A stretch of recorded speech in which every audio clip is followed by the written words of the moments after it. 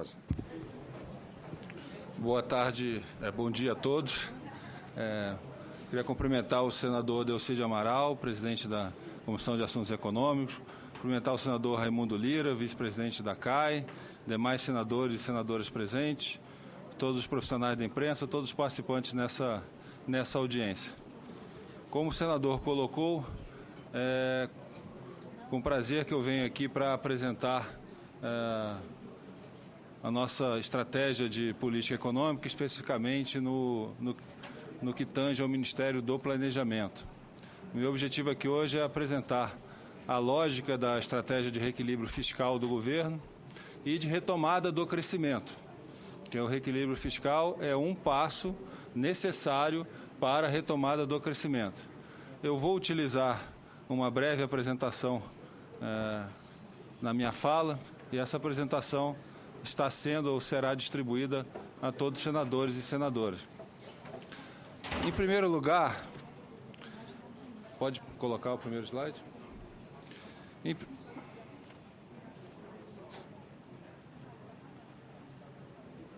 primeiro lugar, eu gostaria de fazer um comentário mais geral, que nesse momento nós temos adotado algumas medidas que podem ter um impacto restritivo sobre a economia, mas são medidas necessárias para a recuperação do crescimento.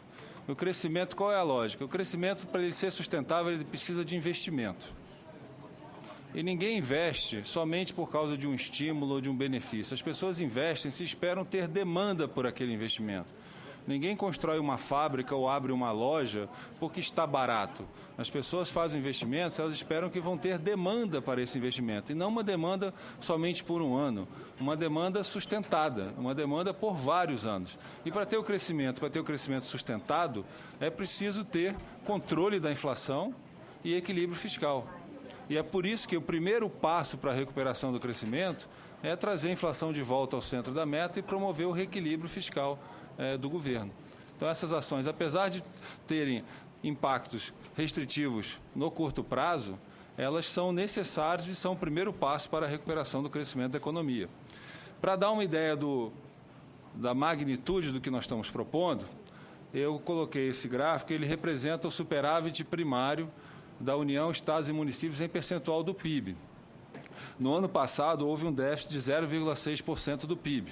Foi o primeiro déficit desde 97. E ali estão as metas que o governo propôs e o Congresso aprovou para os próximos anos. 1,2% do PIB e 2% nos anos seguintes. É um esforço fiscal considerável, é um esforço fiscal possível, é um esforço fiscal que ainda assim é menor do que o esforço fiscal que foi adotado, por exemplo, ali durante a crise cambial de 98 e 99. É um esforço fiscal que nós estamos procurando fazer de uma maneira bem distribuída, de uma maneira bem equilibrada, e lembrando que uma das primeiras ações adotadas nessa estratégia de política econômica, adotadas conjuntamente pela equipe econômica anterior e pelos indicados para a equipe econômica desse governo, foi revisar as metas de resultado primário. Foi revisada a meta de 2014 e foi revisada a meta de 2015. E sobre isso eu gostaria de agradecer a todos os senadores e senadoras que participaram daquelas longas sessões que aprovaram a revisão da meta, que foi muito importante para adequar o esforço fiscal à capacidade que a economia brasileira pode suportar. Promover o reequilíbrio fiscal, mas promover numa velocidade gradual que a economia pode suportar. Então, é um esforço fiscal considerável, é um esforço fiscal que, apesar de considerável, ele em percentual do PIB menor que o esforço fiscal feito ali na saída da crise cambial de 98 e 99. Pode passar? Em termos gerais, é uma sequência de ações que se complementam e que procuram distribuir esse esforço fiscal. Como eu falei, a primeira ação foi revisar as metas de resultado primário para a nova realidade econômica e fiscal do Brasil. Em seguida, e ainda no ano passado, foram feitas revisões de subsídio. Foi feita uma pequena elevação da TJLP e foi feita uma revisão das taxas de juros do PSI, do Programa de Sustentação de Investimento. Continua havendo subsídio, continua havendo PSI, mas agora num grau menor do que no passado. As taxas de juros praticadas pelo BNDES voltaram ao que eram próximo ao que eram antes da crise. as taxas que eram das taxas da Finame. Em paralelo a isso, já no início desse ano, houve também uma redução do subsídio da energia elétrica, com a incorporação na CDE de grande parte dos gastos termoelétricos. O governo absorveu, enquanto pôde, o maior impacto da seca que nós estamos vivendo, mas quando esse impacto se esgotou a capacidade fiscal do governo, esse impacto está sendo transferido gradualmente para as tarifas elétricas. Na sequência, também no final do ano passado, nós propusemos algumas mudanças em regras de acesso de alguns programas, são as chamadas MPs 664 e 665, são aquelas propostas que envolvem seguro-desemprego, abono salarial, seguro-defeso, auxílio-doença e pensão por morte. São MPs que eu vou detalhar um pouco mais à frente, mas são medidas que mexem na despesa obrigatória do governo. Na sequência, nós adotamos uma série de medidas administrativas para reduzir o gasto discricionário do governo, chamado decreto de 1/18. Enquanto nós não temos orçamento, o Congresso, as senhoras e os senhores, nos autoriza a operar com 1/12. Nós decidimos operar com 1/18 nesse início de ano, até que a situação macroeconômica se torne mais clara e para elevar o resultado primário mais rapidamente. Houve também uma série de revisão de desonerações tributárias, começando com o retorno já programado pelo próprio ministro Mantega do IPI de automóveis de linha branca, houve uma revisão da desoneração da CID, houve uma revisão do IOF, voltando ao nível que era em 2011, e mais recentemente nós propusemos, estamos discutindo com o Congresso, uma revisão da desoneração da folha de pagamento. E, em paralelo a isso tudo, o governo está fazendo um esforço de melhora do gasto público, com um grupo de trabalho para analisar o gasto e reavaliar a execução de resto a pagar. Então, é uma série de ações, não é uma ação apenas, são ações que envolvem revisar a meta, são ações que envolvem receita e despesa, mais redução de despesa do que aumento de receita, são ações que envolvem despesa discricionária, ações que são somente para esse ano, à medida que a situação melhorar, isso pode ser revisto, e são ações que envolvem despesas obrigatórias, que são reformas permanentes que vão abrir espaço fiscal para elevar o resultado primário nesse momento de maior esforço fiscal, mas vão abrir espaço fiscal para outras iniciativas ao longo do tempo. Pode passar? Sobre as medidas provisórias 664 e 665. Essas medidas foram lançadas no final do ano passado, porque na questão do abono salarial era preciso que elas fossem lançadas ainda em 2014, devido ao princípio da anualidade. Foi por isso que elas foram lançadas naquele momento. São propostas que o ministro Mantega já vinha discutindo e formulando há algum tempo, e em contato com o ministro Levi e comigo, se decidiu lançar essas medidas com autorização da presidente já no final do ano passado. São medidas importantes, como eu falei, elas promovem uma redução no gasto obrigatório da União, cerca de 0,3% do PIB. E nesse ano, 0,3% do PIB corresponde a aproximadamente 17, 18 bilhões de reais. São medidas que, nesse momento de esforço fiscal, vão contribuir para a elevação do resultado primário, mas, por ser permanentes, essas medidas vão também abrir espaço para que tenha mais recursos para utilizar em outros programas. Ano que vem, são mais 18, 19 bilhões, no outro ano, 19, 20 bilhões, que podem ser utilizados em outras coisas, inclusive nesses próprios programas da Previdência Social e do FAT, ou em outras iniciativas. Então, é uma medida estrutural. Ela envolve 5 programas: auxílio-doença, pensão por morte, abono salarial, seguro-defeso e seguro-desemprego. Eu entendo que as comissões estão para ser instaladas e haverá audiências públicas especificamente sobre essas medidas. Então, eu prefiro deixar esclarecimentos e respostas sobre essas medidas para a fase de perguntas e respostas. Mas eu queria destacar 2 pontos, só apenas 2 pontos na minha apresentação sobre essas medidas. O primeiro ponto é sobre o seguro-desemprego. Essa é uma simulação que nós fizemos. Nós temos feito várias reuniões com as centrais sindicais e com os partidos, com as lideranças da base. E essa um dado que a gente tem apresentado nessas reuniões. Eu queria aproveitar a oportunidade para apresentar também na CAI. Essa é uma simulação para ver como ficam as regras do seguro-desemprego, como eram antes e com o básico que nós propusemos. Então, o que nós fizemos ali é considerar um trabalhador que tem um salário mensal de R$1.000. Esse trabalhador, se ele for demitido por justa causa após 6 meses de trabalho, ele vai ganhar o 13º mais férias proporcionais, 50%, então vai ganhar 50% de 1.000 2 vezes, vai ganhar R$1.000. ele vai ter acesso imediato às suas contribuições ao FGTS, que foram 8%, e mais 8% sobre o 13º e férias proporcionais, então ele ganha mais de 560. Tem a multa do FGTS de 40% sobre o valor do FGTS que ele tem direito, que é R$ 224. E ele teria, pelas regras anteriores, acesso ao seguro-desemprego, 3 pagamentos de R$ 800. Nesse caso, o salário de 1.000, ele recebe 80%. Então, esse trabalhador ou trabalhadora demitido por justa causa após 6 meses, no primeiro mês após a sua demissão, teria uma remuneração de R$ 2.584, ou seja, um aumento de 258% em relação ao salário que ele tinha na ativa. Considerando os 3 meses de seguro-desemprego, ele teria uma remuneração de R$ 4.184, um valor acumulado de R$ 1.395. Então, se caracterizaria uma remuneração superior nesses 3 meses de seguro-desemprego ao que ele tinha, ou que ela tinha quando empregado. Isso não é uma fraude, isso não é uma culpa do trabalhador ou da empresa, isso é o que a regra atual coloca. E nós detectamos que essa regra atual, em casos específicos, poderia estar tornando atrativo até o acesso ao seguro-desemprego após 6 meses. E é por isso que uma das coisas que nós propusemos não vamos eliminar o seguro-desemprego, continua havendo seguro-desemprego, continua havendo o acesso ao FGTS, só que o governo está propondo ao Congresso Nacional e à sociedade brasileira que esse acesso, no primeiro pedido, se dê depois de 18 meses. Para que o trabalhador fique mais tempo no mercado de trabalho. 18 meses, para ter o acesso ao seguro-desemprego na regra anterior, precisaria trabalhar somente 6 meses. Para ter o segundo acesso, precisaria trabalhar de 6 meses no intervalo de 16. Então, no sistema anterior, a regra para o segundo pedido era mais rígida que a regra para o primeiro pedido. Nesse momento, nós estamos propondo um aperfeiçoamento desse programa, colocando que, para fazer o primeiro pedido, o trabalhador tem que ter 18 meses trabalhado em 24 meses, ou seja, a cada 4 meses trabalhar 3. Para fazer o segundo pedido, ter 12 meses em 16. E a partir do terceiro pedido, a regra continua a mesma. Com essa nossa proposta, o que aconteceria com o trabalhador que, eventualmente, tivesse que acessar o seguro-desemprego por 6 meses? Ele não teria o acesso ao seguro-desemprego, teria uma remuneração somente pelo FGTS, teria um acesso a R$ 1.784 a partir do mês que ele foi demitido. Nos 3 meses seguintes também teria 1.784, um valor acumulado mensal de 595.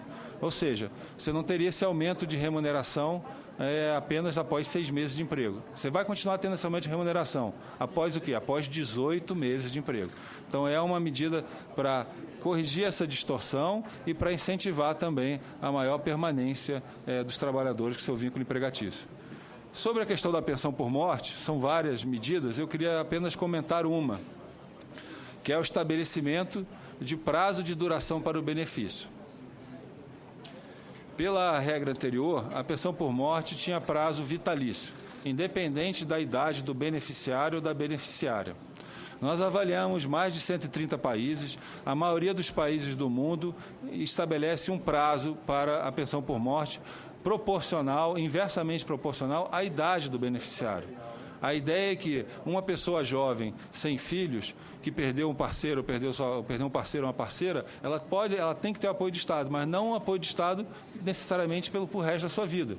Se uma pessoa de 21 anos, sem filhos, essa pessoa tem capacidade, com o apoio do Estado, se recuperar da sua perda e poder acessar o mercado de trabalho.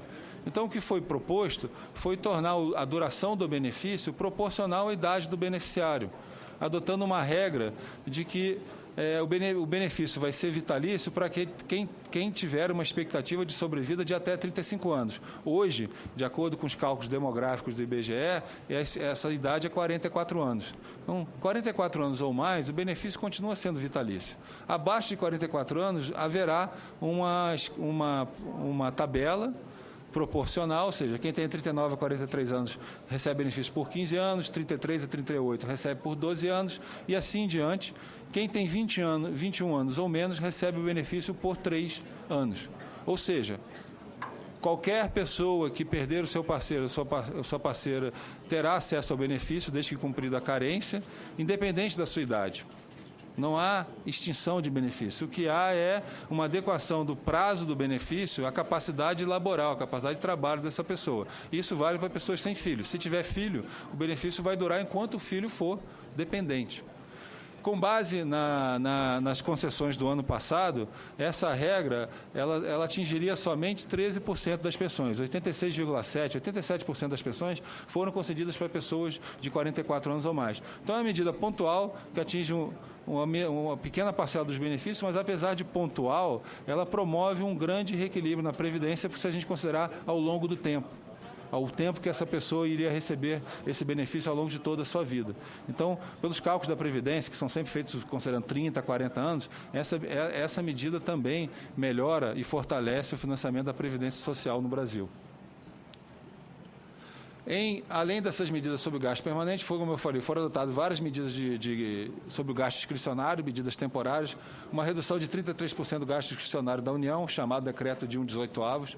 Também foi estabelecido que, nesse primeiro quadrimestre, as despesas discricionárias teriam um limite de 75 bilhões para pagamento, que é uma redução também cerca de 33% do que está no orçamento. Enquanto o orçamento não é aprovado, nós temos que adotar esse tipo de medidas. Ou foi criado um grupo de acompanhamento do gasto público para avaliar os diversos programas que o governo tem, para melhorar a execução desses programas, consolidando o que tem que ser consolidado, extinguindo o que pode ser extinto e propondo iniciativas novas. Então, está sendo feito uma análise detalhada por parte da Junta Orçamentária, que é a Fazenda, a Casa Civil e Ministério do Planejamento, com cada ministério para melhorar o gasto público. E esse grupo é um grupo que tem prazo.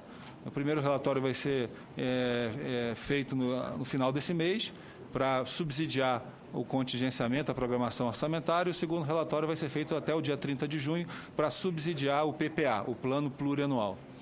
Nós também propusemos uma reavaliação dos restos a pagar não processados, são aquelas despesas que, por diversos motivos, ainda não foram liquidadas, seja porque uma obra porque choveu, ou porque atrasou o cronograma, ou sejam obras que eventualmente até se revelaram inviáveis. Então, também foi estabelecido um cronograma para a gente reavaliar os restos a pagar não processados, o porquê dessas obras ainda não por que essas obras não foram feitas, qual é o prazo de execução dessa obra, se ela não for começar no primeiro semestre, quando ela vai começar, para dar mais previsibilidade, para dar mais segurança e até tanto para o governo como para quem vai executar e receber essas obras. No lado da Receita, como eu falei, houve uma revisão de desonerações, começando pelo retorno do IPI da linha branca dos automóveis, parcial, no caso dos automóveis, no início do ano. A cobrança da CID combustível, que estava com a alíquota zero, voltou uma alíquota positiva, ainda inferior ao que era há 4, 5 anos atrás, IOF crédito. O Reintegra, que foi programado para ser 1% esse ano, crescendo para 3% até 2017. Também foram propostas medidas de tributos não regulatórios, ou seja, são tributos que têm que ser por MP ou por projetos de lei. Foi proposta uma medida do PIS/COFINS para corrigir uma distorção tributária que, devido a uma decisão judicial, a tributação sobre PIS/COFINS, a tributação de PIS/COFINS sobre importações ficou mais baixa do que a produção doméstica, então foi proposta essa correção, e nós propusemos, especificamente o Ministério da Fazenda, mas eu também participei da formulação e da decisão, uma revisão da desoneração da folha de pagamento, que não é para acabar com a desoneração da folha de pagamento, é para adequar o tamanho dessa desoneração a essa necessidade de esforço fiscal e a nova realidade econômica do Brasil. Lembrando que a desoneração da folha de pagamento, quando foi proposta inicialmente, era o período em que o câmbio estava 1,60, ela foi proposta como medida para aumentar a competitividade. Nós agora temos uma taxa de câmbio mais elevada e temos uma necessidade de esforço fiscal que faz necessário revisar, mas não eliminar a desoneração da folha de pagamento. Essa proposta foi submetida como MP ao Congresso Nacional, o presidente do Congresso Nacional solicitou que essa proposta fosse submetida na forma de PL e o Ministério da Fazenda está conduzindo todas essas iniciativas e vai ser, obviamente, a liderança para dialogar com o Congresso Nacional sobre temas tributários.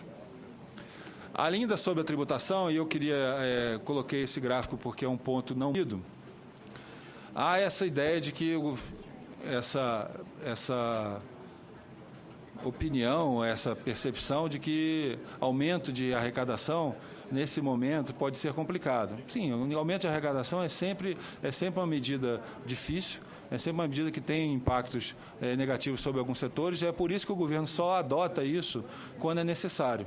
E aí, para esclarecer também por que esse aumento de arrecadação que nós estamos propondo em alguns impostos, lembrando, a maior parte do esforço fiscal é na despesa. É cerca de 70% na despesa e 30% na receita.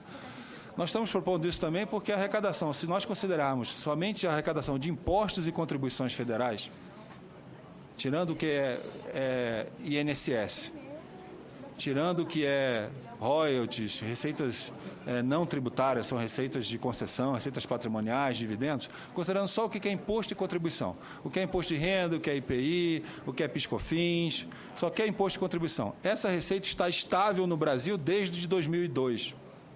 A receita de imposto e contribuição do governo federal era de 15,5% em 2002. E no ano passado ela foi de 15,1%. No que se refere a impostos e contribuições federais, não houve aumento de carga tributária desde 2002. Houve um aumento forte ali em 97 a 2002, que foi aquele período da crise cambial, do grande ajuste fiscal que era necessário naquela época. Mas, desde então, essa receita de impostos e contribuições tem permanecido relativamente estável. O que nós estamos propondo vai proporcionar uma pequena elevação da arrecadação do governo nesse ano e nos anos seguintes, mas mantendo nesse patamar. É uma pequena elevação. Então, é por isso que nós, apesar, entendemos os impactos que isso tem sobre alguns setores, entendemos o impacto político que isso tem, e nós não iríamos propor essas medidas se nós não acharmos que elas são necessárias. Elas são necessárias porque elas vão promover o reequilíbrio fiscal e permitir a recuperação mais rápida do crescimento da economia. E elas não significam um aumento de carga tributária de impostos e contribuições. O que aumentou nos últimos anos em termos de arrecadação, principalmente do lado federal, foi a arrecadação do INSS. Mas essa é a arrecadação boa, é o colesterol bom. Essa arrecadação, o aumento dessa arrecadação em percentual do PIB significa que tem mais pessoas no mercado formal de trabalho, que os salários estão crescendo e tem mais emprego. E é natural que o esforço de formalização da economia aumente a arrecadação do INSS. Na arrecadação direta e indireta, os tributos indiretos e diretos do governo federal, a arrecadação está estável desde 2002. Passar? Olhando para as perspectivas macroeconômicas, também em conjunto já com a equipe anterior, nas nossas discussões de novembro e dezembro, o governo já anunciou em dezembro do ano passado que iria adotar uma nova sistemática nos seus cenários macroeconômicos. Nós vamos adotar as perspectivas de mercado. Não necessariamente porque a gente concorda, se sempre tiver 2 economistas, você vai ter 10 opiniões. Mas para fazer um cenário de política econômica com base no cenário médio de mercado, para mostrar que mesmo num cenário que não é necessariamente o cenário do governo, a política econômica é robusta. Então, o que esse cenário de mercado hoje indica? Ele indica um aumento temporário da inflação em 2015, a inflação esse ano, a expectativa subiu de 6,5% para 7,5%, 7,8%, mas ele indica que a inflação de 2016, 2017 em diante, ela permaneceu no mesmo lugar ou caiu. Ou seja, as expectativas de mercado indicam que o aumento da inflação está sendo percebido como um aumento temporário, fruto desse realinhamento de preços. E está percebendo também que a política econômica vai ser capaz de absorver os efeitos temporários desse realinhamento de preços e trazer a inflação para baixo mais rapidamente do que o mercado esperava no final do ano passado.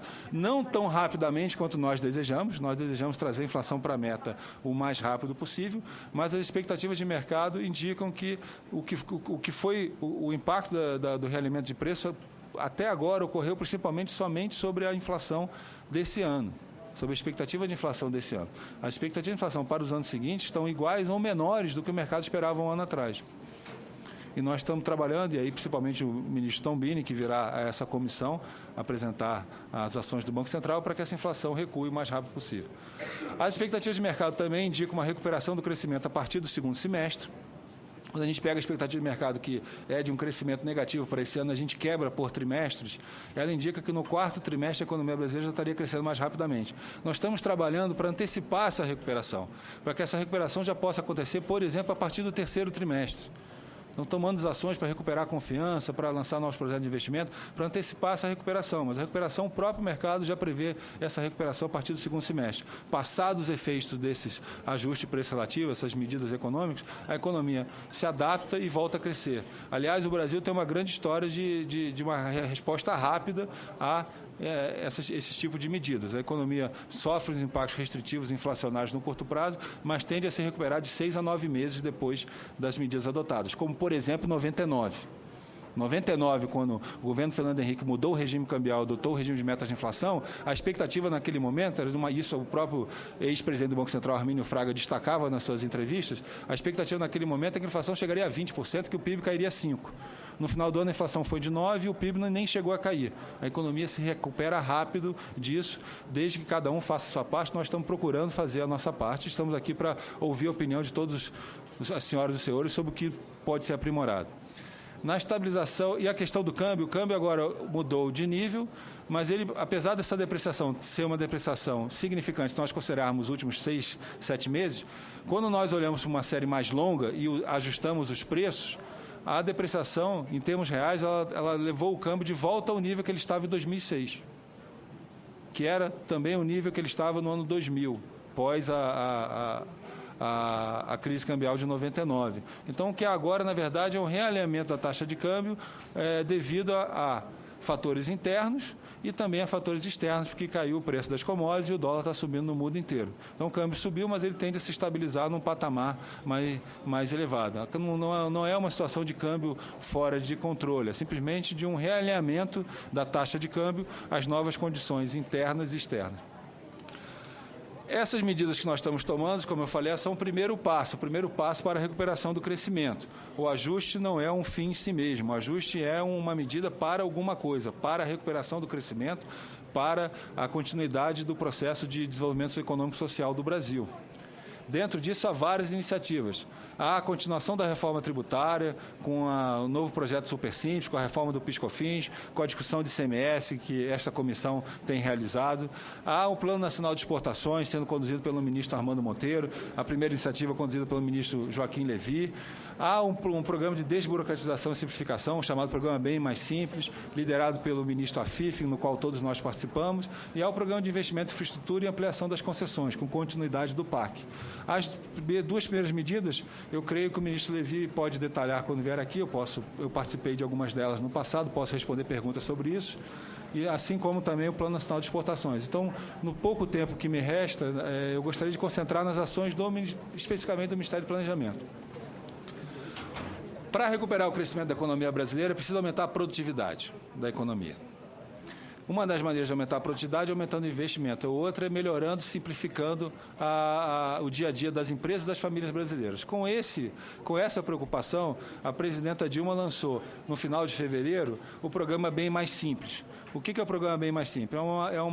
É uma proposta de reorganizar todas as ações de desburocratização e simplificação do governo federal em um único programa, com 3 eixos.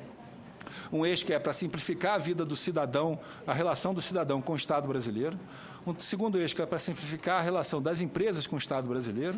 E o terceiro eixo que é para simplificar a relação do Estado brasileiro com ele mesmo. Porque aqui há vários governadores, ex-ministros, a gente sabe que o governo é uma instituição grande, com vários ministérios, e às vezes há problemas burocráticos e necessidade de simplificação dentro do próprio governo federal.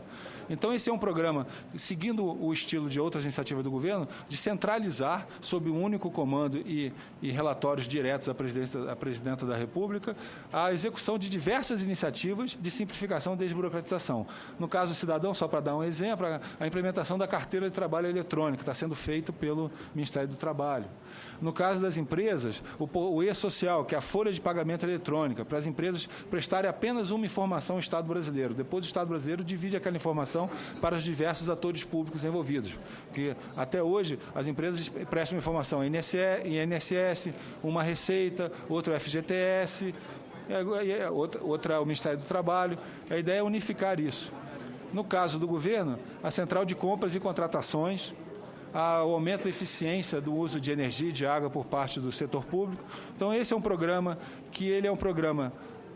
bem descentralizado, de várias iniciativas. Cada iniciativa dessa pode dar uma pequena economia, uma pequena contribuição à eficiência da economia. Pediria, por favor, silêncio. Mas essas ações em conjunto podem gerar um grande aumento de produtividade no Brasil. Então, também são ações que estão correndo em paralelo. É um grupo de interministerial liderado pelo ministro Afif, mas com participação de vários ministérios. Bom, na questão do investimento, eu já me encaminho para o final. Queria apresentar a todos os senadores e senadoras o panorama de como está o programa de investimento do governo federal nesse início de 2015.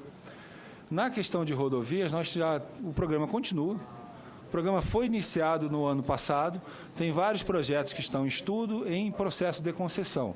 Um deles é a Ponte Rio-Niterói, cuja concessão, o leilão está marcado para amanhã. Ontem nós ficamos sabendo que houve 6 interessados. Como é uma concessão existente, de baixo risco, há a perspectiva de grande concorrência e, apesar de ser uma concessão existente, também há a perspectiva de grandes investimentos. Quem é do Rio sabe o problema da Ponte Rio-Niterói, que essa concessão não é simplesmente passar para o novo concessionário. Quem assumir vai fazer um mergulhão em Niterói para melhorar o tráfego em Niterói e vai fazer uma conexão com o Porto e com a linha vermelha do lado do Rio de Janeiro, melhorando em muito o acesso à utilização e a ligação entre Rio e Niterói. Além disso, começou no ano passado e já em andamento vários estudos sobre concessões. Um estudo já foi entregue sobre uma rodovia em Santa Catarina e Paraná e há 3 estudos em andamento para serem entregues no segundo trimestre. Uma delas é a rodovia que liga Sinop à BR-163, Mato Grosso ao Pará. E nós estamos trabalhando para uma nova rodada de concessões com novas rodovias.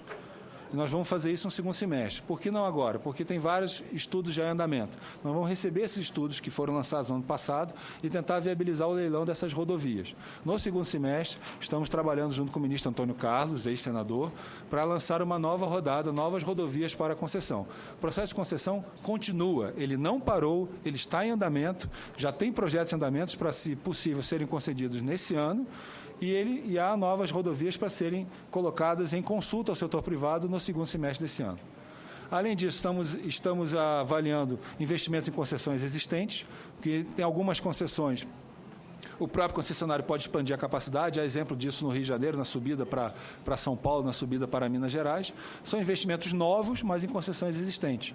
A realização desses investimentos implica um entendimento com o concessionário para que ele faça o investimento ou para que o governo faça esse investimento e implica uma discussão de como será remunerado esse investimento. E nós já detectamos que há possibilidade de vários investimentos em concessões já existentes, que são investimentos em rodovias já existentes, mas que ampliam muito a capacidade e a produtividade dessas rodovias.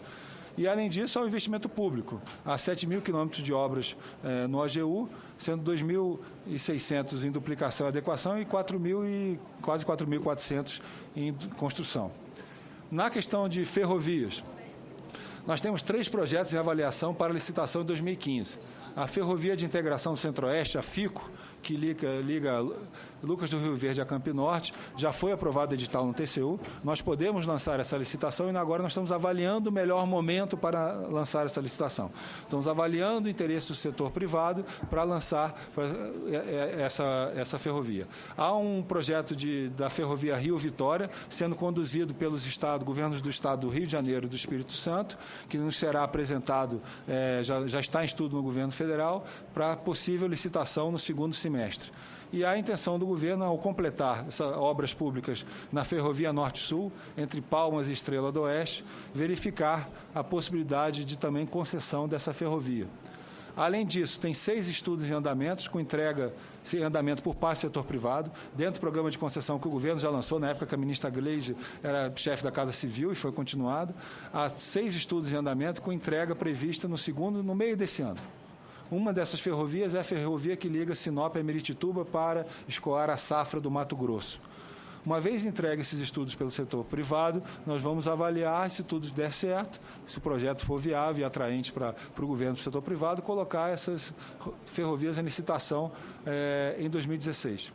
Além disso, similarmente ao que já acontece com rodovias, nós estamos em contato com os concessionários de ferrovias existentes para verificar a possibilidade de investimento em ampliação de capacitação e melhora de produtividade em ferrovias já existentes no Centro-Oeste. Há a possibilidade de fazer arcos ferroviários, desviar ferrovias de áreas densamente povoadas, que são investimentos novos em ferrovias existentes. São investimentos que vão gerar emprego e vão melhorar a produtividade da economia brasileira.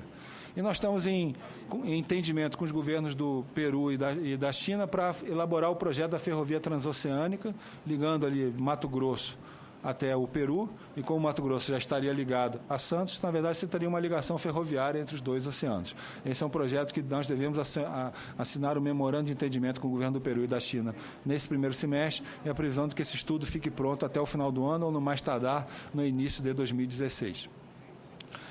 Na questão de aeroportos, portos e rodovias, a presidenta já anunciou que nós vamos vamos pedir manifestação do interesse do setor privado para a concessão dos aeroportos de Salvador, Florianópolis e Porto Alegre. Esses estudos têm que começar. No caso de Salvador e Florianópolis, são investimentos em aeroportos já existentes, então a tendência é que esses estudos sejam feitos rapidamente. Em Porto Alegre, é investimento tanto no aeroporto existente, como uma possibilidade de concessão de um novo aeroporto. Então, esse estudo deve levar algum tempo maior, mas já a decisão política de colocar esses aeroportos em concessão e, em paralelo, também a preocupação de preparar a Infraero para lidar com essas concessões. Também há uma proposta de reestruturação da Infraero, sendo conduzida pelo ministro Eliseu Padilha, para adaptar a Infraero, ver qual o melhor modelo de negócio para a Infraero lidar com essa nova organização do mercado de aeroportos brasileiros. Nos portos, nós temos edital de novos arrendamentos em avaliação pelo TCU, o governo está tentando prestar os esclarecimentos para que isso seja liberado pelo TCU e os editais possam prosseguir, mas independente disso, já há uma grande expansão de investimento em terminais de uso privativo, chamados TUPs. A renovação de arrendamentos existentes, há vários pedidos, 40 pedidos de renovação de arrendamentos existentes, 2 já foram concedidos, e nós vamos chamar, também anunciado pela presidenta, pelo ministro Edinho, da Secretaria dos Portos, nós também vamos chamar pedido de manifestação de interesse do setor privado para a concessão de dragagem do canal de acesso. Em alguns portos, o próprio setor já manifestou interesse de que a dragagem pode ser feita pelo setor privado. Portos em que há uma grande movimentação e que há também um grande assoreamento. Essas são atividades que hoje são feitas pela Companhia Docas, remuneradas por uma tarifa, e o setor privado nos procurou manifestando o interesse de que essas obras podem ser feitas mais rapidamente via concessão, passando essa atividade das companhias Docas para o setor privado. Isso também vai requerer uma readequação das companhias docas a essa nova realidade, e esses são pedidos de manifestação de interesse que nós vamos lançar nesse semestre, assim como hidrovias. A ministra Cátia Abreu, senadora, colega das senhoras e dos senhores, já na época do Senado manifestava bastante isso, e agora, como ministra da Agricultura, tem enfatizado isso, a necessidade de nós utilizarmos melhores nossas hidrovias. Nós vamos, então, colocar em estudo a necessidade ou não de concessão de hidrovias, principalmente hidrovias que escoam a produção para o norte do Brasil. As hidrovias do Madeira, do Tapajós e do Tocantins. E também algumas hidrovias no centro e no sudeste do Brasil. Pode passar. No caso da energia, continua o processo natural, todo ano tem, e ele continua de leilões de geração. Haverá um leilão de geração de fontes alternativas, biomassa e eólicas, também de energia solar. Hoje o presidente da EPA está no jornal Valor Econômico detalhando que vai haver leilão para energia solar. Já os leilões programados de geração A-5 e A-3, há uma previsão de um leilão de A-1, e há também uma iniciativa há os leilões de transmissão, com previsão para junho e julho, com mais de 3.900 quilômetros em junho, 2.800 em julho. E há também uma iniciativa pilotada por mais um ex-colega das senhoras e senhores, senador Eduardo Braga, de estimular a micro e a cogeração de energia no Brasil, que além de aumentar a geração com novas usinas e melhorar a eficiência com transmissão, também há um potencial muito grande para a gente aumentar a oferta de energia com cogeração, com grandes consumidores que têm geradores, unidades de geração de energia, poderem carregar energia para o sistema em horários fora do pico. E também estimular a microgeração por parte de consumidores residenciais. O Plano Nacional de Banda Larga, que nós estamos trabalhando em consulta com o setor privado junto com o ministro Berzolini, para ser lançado até o final desse semestre. E a terceira fase do programa Minha Casa Minha Vida, cuja meta é contratar 3 milhões de unidades até 2018 e cuja principal inovação é criar uma faixa nova de acesso. Lembrando, para aqueles que não são familiarizados com o programa, você tem a faixa 1 para renda até 1.600, que é basicamente subsídio. O governo subsidia 95% do investimento. Você tem uma faixa 2, que é financiamento, o mutuário, o beneficiário, acesso ao financiamento do FGTS, a partir de 1.600. Então, aquelas famílias que têm uma renda entre 1.600 e 2.000, elas estão numa faixa em que elas têm uma renda muito elevada para acessar o faixa 1, mas não tão elevada para acessar o financiamento. Então, nós vamos trabalhar uma nova faixa, misturando um pouco o subsídio no financiamento do FGTS com o subsídio da faixa 1, criando o que a gente está chamando temporariamente de faixa 1 FGTS. Nossa expectativa é que isso vai ampliar em muito o acesso do Minha Casa Minha Vida em grandes áreas metropolitanas, em regiões metropolitanas, no Sudeste, viabilizando o financiamento para aquelas pessoas que aumentaram de renda, a renda delas já inviabiliza que elas acessem a faixa 1, mas não uma renda tão elevada que permita o acesso à faixa 2. Então, essa é uma modalidade que nós estamos formatando junto com o setor privado para o lançamento ao longo desse primeiro semestre. Bom, para encerrar, eu queria transmitir uma mensagem que nós estamos numa fase de ajustes econômicos, ajustes que têm algum impacto restritivo sobre a economia no curto prazo, mas são um passo necessário para a recuperação do crescimento. Por maiores que possam parecer nossas dificuldades nesse momento, nosso potencial continua o mesmo. Algumas coisas mudaram, o mundo mudou, o Brasil mudou, a conjuntura econômica mudou, mas algumas coisas não mudaram. O Brasil continua sendo uma economia continental, diversificada, com 200 milhões de habitantes, com uma demanda reprimida por vários investimentos, com um grande potencial de crescimento. Nosso desafio, principalmente do governo federal, é fazer propostas para concretizar esse potencial, para transformar esse potencial em realidade. Nós estamos numa fase que nós avançamos muito e agora temos que criar as condições para um novo ciclo de desenvolvimento. Nós avançamos muito na inclusão social via transferência de renda, reduzindo uma dívida histórica que o Brasil tem, que o governo brasileiro tinha com as populações mais pobres. Nós proporcionamos a inclusão social, quando eu digo nós, é todo o Estado brasileiro, o Executivo, o Legislativo, o Judiciário, nós proporcionamos a inclusão social de milhões e milhões de pessoas, principalmente via transferência de renda. E essa era uma avenida necessária para enfrentar o problema da pobreza, o problema da desigualdade. Nós agora temos que construir um novo ciclo de desenvolvimento, um ciclo de inclusão social via geração de oportunidade de investimento para as empresas, geração de oportunidades de emprego e de qualificação profissional para os trabalhadores. A inclusão social via geração de oportunidades para que as pessoas possam continuar a melhorar de vida. Esse é o objetivo final da política econômica. Nesse esforço, cabe a todos nós fazer a sua parte. Nós estamos procurando fazer a nossa parte e com diálogo, com propostas construtivas. Eu apresentei aqui, às senhoras e senhores senadores, várias iniciativas que já estão em andamento. O governo continua trabalhando, vários projetos já foram começados no ano passado e vários projetos serão começados nesse ano. E eu tenho certeza que, trabalhando em conjunto, com diálogo, um diálogo construtivo, nós vamos ser capazes de superar essas dificuldades muito mais rápido do que o mercado espera hoje. Obrigado.